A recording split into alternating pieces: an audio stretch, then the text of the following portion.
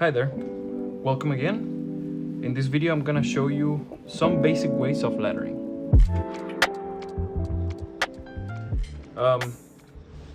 Before I start telling you all the ways of lettering, I just want to say that these are not the only basic ways to do lettering, but these are more like the ones that I think you should do before you try other ways of lettering. With that being said, let me show you the ones that I'm thinking on explaining in this video. The first one I would call the regular, because it's very simple. Is the lettering that I would say you need to start in the beginning, because if you actually can master this, you're gonna be able to do the other ones. The other ones that is very common and you're gonna find in many places is the spaced, and this one is basically the same letters that you usually do, but try to make space between them to make it look a little bit more, style. Then we have the bouncy, which kind of plays a little bit with the space, and as you can see, the letters goes one is a little bit more smaller than the other and goes up and down, up and down. And the last one is my favorite one, which is the Flourish one, which is my favorite and is the most versatile because flourishes can be in many ways. With this introduction, I'm gonna start just showing you the basics of regular. So as for the regular one, you're gonna let me just do this real quick so that way you know. With the regular one, you're gonna just try to do as basic as you can. I'm gonna use for this video the word August, because we're in this month. And let me just do it real quick to explain what you need to do. As you can see, I'm not doing anything crazy. I'm just literally writing as I go. And the thing with this way of lettering is that you gotta make sure that you have a letter that is kind of like the capital and is above the other ones. And as for the remaining letters, you're gonna just have this guide. I never use a guide, as you can see on my videos, but I used to in the beginning, so I would recommend to draw a guide and then follow it. I also use guides for when I need to do designs or commissions, so that way I can provide a better and more professional design. So guides are always something that I encourage people to do. In this case, as you can see, I'm trying to follow that guide. You saw me doing without it, but after you practice a lot, you're gonna be able to follow an imaginary guide that is gonna be in your head all the time. That's the only thing with this regular way. I would recommend to do this one the most, because again, when you master this, you're gonna be able to master the other ones really easily. The second one is the spaced one. You notice that I did a different letter also, like the capital one, but it's because that letter can add more space into the composition. So pretty much this is the letter A that I decided to do, and then I go like this. I create a small U and then go really far, and then a G, and again a new, trying to follow a little bit the guide that is imaginary in this case. So basically it's gonna look something like this, but you can do it with the other letter A that I show you in the beginning. So it's a matter of practicing what you like. And if you like a certain letter, just do that one. There's so many ways to write letters. And there you go.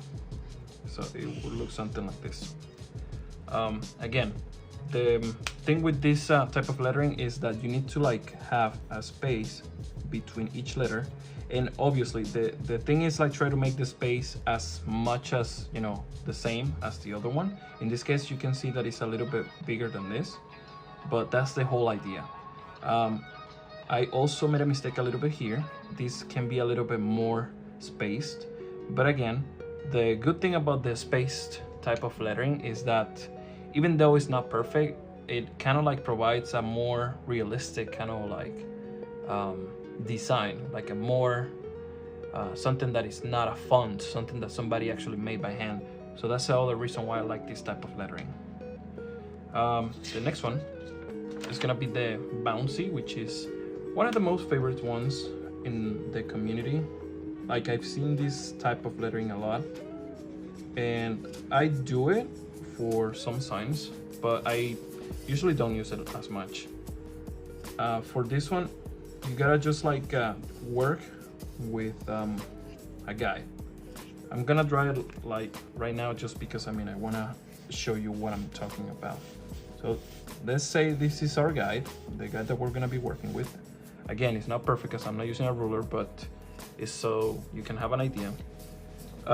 You start with a capital as usual, and then I like to just, if I have like a tall letter, I like to do the second one like really tiny, as you see here, right? So what I'm gonna do is try to go either above of the guideline or make the letter bigger than, you know, this one, which is what I like to do. So you go like this, and then you go again and do the next letter a little bit tiny, and then I usually go again and do like a big one. And if you want, in this case, I don't have to do it like smaller. I just go above the line a little bit, you see? And then I like to add the flourish like this because that's what I would like to do. The reason why I show you the guide is because the guide is gonna be, for this type of lettering, your best friend, as you are gonna be trying to make your letter to look like this, like going up and down, up and down, up and down, as you can see. So you go down in here, but then you see a curve in here, and then you just go down again, and then go up, and then this one is just a T, but it's supposedly to go down. But as you can see, it's kind of wavy. That's another name that you can actually say about this letter.